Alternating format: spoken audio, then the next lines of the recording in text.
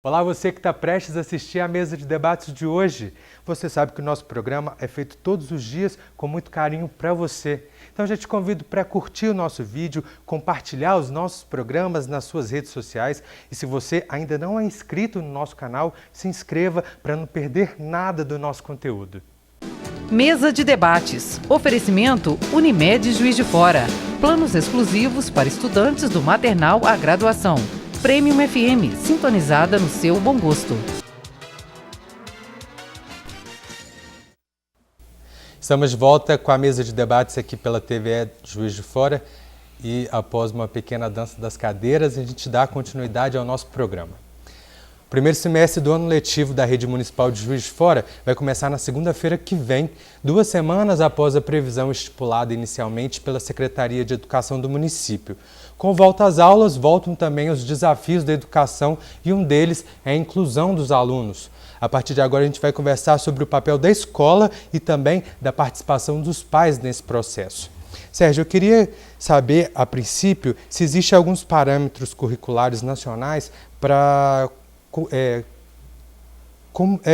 incentivar e estimular essa inclusão entre os alunos deficientes na escola. Na verdade, Caio, a LDB ela prevê que todo o currículo tem que ser flexibilizado, tem que ser adequado para poder receber o aluno com necessidade especial.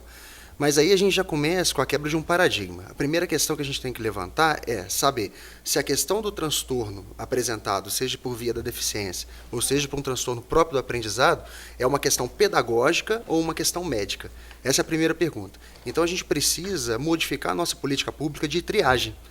Então, o que hoje é feito pelo CRAS, né, e alguns médicos fazem nos seus consultórios em relação ao encaminhamento, esse processo tem que ser mais eficiente e unir mais pessoas do segmento, ou seja, uma equipe mais multidisciplinar, para que a gente possa chegar lá no chão de fábrica, né, que é a nossa escola, com um indicativo melhor de qual é realmente o transtorno desenvolvido por aquela criança.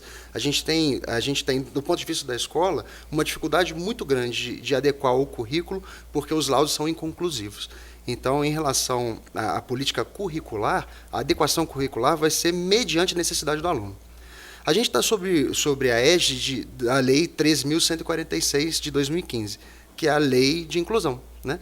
Um dos seus artigos, um dos seus capítulos, na verdade, é o acesso da pessoa com deficiência à escola. E, por pessoa com deficiência, não mais limitou-se ao conceito de deficiência intelectual, mas sim sensorial, de mobilidade. Então, hoje, a escola está aberta para todo tipo de estudante, seja aquele que tenha dificuldade apenas no conteúdo específico da aprendizagem, seja leitura, escrita, que nós chamamos de dislexia, por exemplo, da leitura, descalculia, né, no processo de aprendizagem da linguagem matemática, mas também para o Down, para o autista, para o paraplégico, né, para o PC, né, o paralítico cerebral. Esse movimento que a lei inicia, né, com essa nova regulamentação, ele aconteceu na Itália na década de 70 do século passado. A gente não consegue separar fato do seu fenômeno. O grande problema no Brasil em relação à política educacional, até a deputada Margarida foi muito feliz na fala dela, quando a gente conversava sobre não existe problema da educação, existem problemas pontuais da educação, é que o Estado ainda intervém muito com política igualitária. Se a gente pensar sempre no processo de igualdade, né, dando a todo mundo a mesma condição, a gente não atinge a particularidade do indivíduo. Então, o princípio deveria ser o da equidade. Eu dou a mim o que eu preciso, a você o que você precisa, ao Ronald o que ele precisa, né? Sobre esse prisma da equidade, fica mais fácil de eu criar o plano de desenvolvimento individualizado, que é o famoso PDI. Esse plano de ação que a escola tem que fazer é o que vai determinar como a gente vai flexibilizar o assunto curricular para aquela necessidade específica do paciente, no caso, o aluno na escola, né? Então, para isso tem que estar muito integrado. Hoje, a escola não pode mais receber a família para passar para ou transferir para a família as suas queixas. A família sabe qual é o comportamento do aluno. Ela sabe que o aluno autista, por exemplo, ele tem uma dificuldade maior com a relação social, ele tem uma dificuldade maior no seu aspecto sensorial, de sentir e perceber as coisas. Ele tem, às vezes, uma irritabilidade maior, e aí ele cria certas estereotipias, certos movimentos ritmados para que ele possa se controlar. A família sabe de tudo isso. O que a família não sabe? Como fazer o reforço escolar do currículo que será ministrado na escola, como que ela pode auxiliar em casa? Então fica um cabo de guerra e essa tensão fica muito grande entre família e escola, porque a família fica esperando da escola as diretrizes e a escola fica esperando da família a participação. É um jogo de empurra-empurra, onde o perdedor é o que mais necessita, que é o aluno. Né? Então, assim, se a gente. Até uma questão a ser levantada para a nossa legislação. O cidadão médio ele tende a compreender que o Brasil tem muita lei. Né? E as leis elas são muito grandes, então elas contemplam várias nuances, né, dos problemas. O problema está na efetividade dessas leis. Como transformar a lei, né, a normativa positivista, que ainda é do nosso direito, né, em ações efetivas para cuidar do cidadão. A escola tende a se preparar. Um dos grandes problemas que a gente faz de vínculo entre a lei de inclusão e a LDB, por exemplo, é que no processo de criação da lei de inclusão a escola não foi ouvida. O lobby das escolas particulares foi a bandeira levantada para não ouvir as escolas nesse processo. Por quê? A escola vai ter que arcar com o custo do professor de apoio. Entende? Então, assim, criou-se essa bolha, né, de que a escola pública, ela, por força de lei, ela é obrigada a oferecer o professor de apoio, enquanto a escola particular se esquivaria, porque seria um custo extra. Né? Agora, pensa. Se eu tenho uma política pública voltada para o indivíduo e não mais para as razões estatais de controle e ordem, eu faço com que aquele aluno, eu entregue para ele o que ele precisa, não o que ele pode vir a precisar. O exemplo clássico disso. Se eu tenho um aluno cadeirante e ele só precisa de alguém para empurrar a cadeira, qualquer pessoa serve. Pode ser o servente deslocado da sua função, pode ser o porteiro deslocado da sua função. Não precisa de ser necessariamente um terapeuta especializado naquele tipo de intervenção, que faria, por exemplo, se fosse um professor de educação física especialista em psicomotricidade, ele poderia atuar no desenvolvimento global daquele sujeito, não só na sua individualidade por ser cadeirante, entende? Então, essa é a política, é a quebra de paradigma que a gente quer passar. Sérgio, falando da política de inclusão, essa lei é para escolas particulares e não, escolas públicas, todas, apenas escolas públicas. É a lei geral, para todo mundo. A escola pública, você estava falando de custos, né? Uhum. Existe no Brasil muita regulamentação, né? E pouca ação quando se é cobrado uma lei ou a implantação ou a forma que aquela lei realmente funcionaria. Essa lei, ela prevê que haveria um aumento de custo, essa responsabilidade da escola particular. E ela aponta caminhos, ou pelo menos o poder público aponta caminhos de como resolver essa... Não. A lei só diz que é vedado à escola particular negar a matrícula em decorrência da deficiência. Ela não pode fazer por processo de segregação. Né? Então a escola particular ela tem que se virar. Né? Então é realmente uma relação de parceria. O problema é o seguinte, que a lei também não está explícito na lei, que a escola particular tem que dar o especialista para aquela criança. Ela tem que dar uma pessoa que resolva o problema que está descrito em um laudo. Então, se o laudo estiver errado, por exemplo, essa criança está recebendo um estímulo adequado, né? O seu espelho nós encontramos na escola pública também. Embora seja por dever de lei a escola pública obrigada a fornecer esse profissional de apoio, muitas vezes o professor regente da sala de aula não tem treinamento. A LDB já previa, né, lá em um dos seus artigos, que todo mundo que vai lidar com a educação tem que ter disciplinas específicas de educação especial. Né? Mas, às vezes, a gente sabe que a realidade dos cursos de formação ainda é deficitária. Então, às vezes, tem esse curso en passant, o aluno recebe lá no início da sua graduação, e ele também não tem ainda aquele manejo em relação acadêmica, não dá muita importância, e quando ele vai para a sala de aula, ele se depara com essa situação. Então, ele tem a figura do professor de apoio. Não é transferência. E a flexibilização curricular, né, o que a gente estava conversando, também não é você encurtar currículo porque aquela pessoa não tem condição. É dar para ela o que ela precisa. Né? Enquanto na normativa da lei não está obrigando que a escola particular coloque, por exemplo, um psicomotricista ou um psicopedagogo para trabalhar com um autista, né? Desde que ele pode ser uma pessoa com formação em pedagogia, por exemplo, com curso de especialização em educação inclusiva, geral, nada específico. E aquele problema, às vezes a gente tende a achar porque tem uma deficiência, ele tem uma deficiência intelectual sempre. Não. O autista, por exemplo, tem a sua faculdade cognitiva preservada, né? Então, o processo de aprendizagem ele consegue. O que ele não consegue são as relações interpessoais, por exemplo. Talvez um psicólogo acompanhando ele na escola seria o melhor para aquela criança do que o pedagogo especialista. Então, esse é o jogo de empurra que a gente tem que trabalhar nas comissões legislativas para terminar. Entende? Essa tensão acaba norteando de novo no processo escola-família, porque a escola vai exigir que a família tenha maior participação e a família vai exigir da escola diretrizes. Então, o que eu tenho orientado as escolas a fazerem? Aproveita o período que o pai, período raro, hoje a gente tem muitos afazeres, aproveita o período que o pai está na escola e dê para o pai formação. Entende? Mesmo que não tenha ali naquele núcleo de sala de aula do filho daqueles pais, né, mas fale para ele sobre mecanismos de inclusão, porque aí assim a gente está quebrando esse paradigma. O entendimento toda criança ela é necessitada nas suas razões de existir. Pelo simples e o mais simples fato.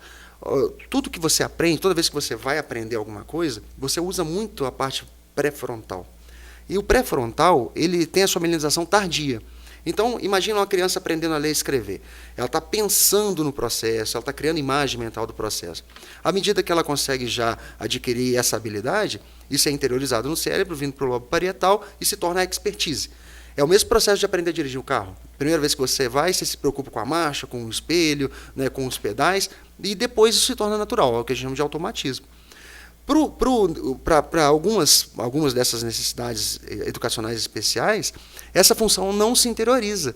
Então é como se você estivesse sempre retomando aquele gatilho inicial, aquele processo inicial.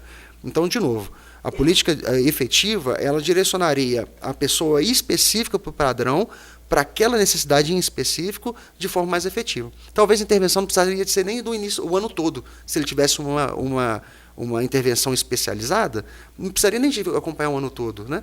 Resolveria-se aquele problema e deixaria o processo de inclusão de novo para a escola. Relação social, relação de trocas e deveres, né? Os famosos combinados da escola. Nesse caso, a gente volta a um assunto que a educação ela deveria ser pensada de forma macro. Sim. Né? Isso é como se a gente tivesse batido com o carro e tivesse preocupado só com a pintura, mas o carro está amassado. Sim. Né? No Brasil se investe muito em ensino universitário, você tem universidades públicas, né, com altos investimentos, e a educação básica, que deveria ser igualar as condições tanto do aluno que tem condições e o aluno que não tem condições, o aluno que é especial e o aluno que não tem não é especial, isso não é feito. Então a política, para chegar nesse ponto, né, de forma inclusiva, ela teria que vir pensada macro, né? Uma educação voltada para o futuro, não uma educação de imediatismo como é feita hoje. Né? Sim, como eu disse, a gente não consegue separar o fato do fenômeno, né? Nós somos hoje decorrência dos passos que nós demos que nos trouxeram até aqui. Na meados do século XX, uma grande distopia imperou, a distopia do trabalho, né? Então o Fordismo ele era a regra imperial para as relações interpessoais. O que dizia de um contexto mais macro, que é o que você está levantando para a gente? Que existem pessoas que são determinadas a ordenar o processo e pessoas que vão obedecer esse processo. As pessoas obedecem de bom grado. Elas não obedecem porque é bom para elas, obedecem porque é assim, a lei é assim. Então, no ordenamento positivo, principalmente no ordenamento jurídico positivo que nós vivemos hoje, em relação a essa cultura escolar, ainda há isso. Separa-se a mão de obra no trabalho específico do trabalho pensante, das proposições de políticas efetivas. Então, se a gente quebrar esse ordenamento e quebrar esse dever da instituição de causar no indivíduo o efeito esperado e trazer a educação de uma forma mais individual, né? Se eu puder criar um currículo específico para aquela pessoa, se eu puder criar um currículo específico para aquele indivíduo de forma colaborativa, que ele tenha, à medida da sua capacidade, do seu desenvolvimento, mas que ele enxergue no outro também liderança, processo de comunicação, que são as habilidades que a BNCC traz para a gente, né, como visão futura de educação, a gente muda a escola. Então, hoje, algumas iniciativas são louváveis quando você quebra o currículo, né? E a gestão de projetos é um dos meios de quebra desse currículo, e você trabalha com pequenos grupos associativos dentro da sala de aula, e desenvolvendo esse projeto desse pequeno grupo, você traz toda a matriz curricular que circunda aquele ano ou série, né? No qual aquela criança esteja inserida. Então, a grande modificação temos que quebrar o paradigma de achar que o currículo ele vai atender todo mundo no mesmo momento. Não vai. Né? O segundo paradigma que a gente tem que quebrar: inclusão é para todos, mesmo aquele que não está acometido de um transtorno, né? Ou de algum fato genético. Todos ali precisam de uma atenção especial no seu momento. Então, a escola tem que mudar o seu currículo para atender às suas individualidades, proporcionando um ambiente colaborativo. Eu acho que essa é a grande mudança. E é um grande desafio, porque além dessa estrutura, tem que romper com padrões que são muito tradicionais na educação, né, que o Brasil ele vem seguindo. Eu queria saber como que funciona na prática a educação inclusiva. Por exemplo, o aluno ele pode ter uma deficiência física ou intelectual. Ele vai ser matriculado de acordo com a idade ou com o desenvolvimento cognitivo dele, e como que o professor da sala e o professor auxiliar tentam fazer com que esse aluno acompanhe o currículo, né, a grade da educação desse ano, ou se eles são ensinados, além disso, outras coisas talvez mais necessárias para eles. O ingresso, né, a forma de ingresso da criança à rede de ensino, ela é por faixa etária. Então, o primeiro contato que aquela criança terá, né, em relação à escolarização é pela sua faixa etária. Uma vez dentro do sistema, né, aí vai se acompanhar a evolução.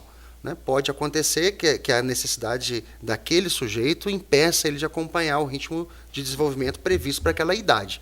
Então, há os processos de retenção, né, para você diminuir o tamanho da defasagem em relação à aprendizagem. Alguns transtornos são mais severos em relação à prática, ao acometimento intelectual. Né? Por exemplo, eu disse que o autista não tem problema com a cognição em muitos dos casos.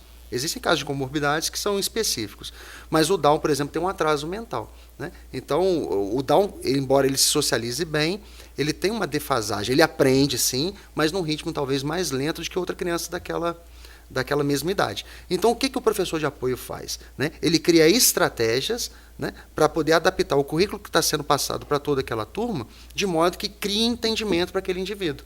Né? Então, assim, o grande problema é que o professor regente daquela disciplina, vamos pensar na aula de matemática, né? Ele está falando sobre equação de segundo grau, esse é o assunto da matriz curricular.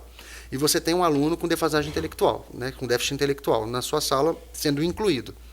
O professor ali da matemática, ele não está preparado para trazer esse conteúdo de forma que crie um entendimento para todos. Né?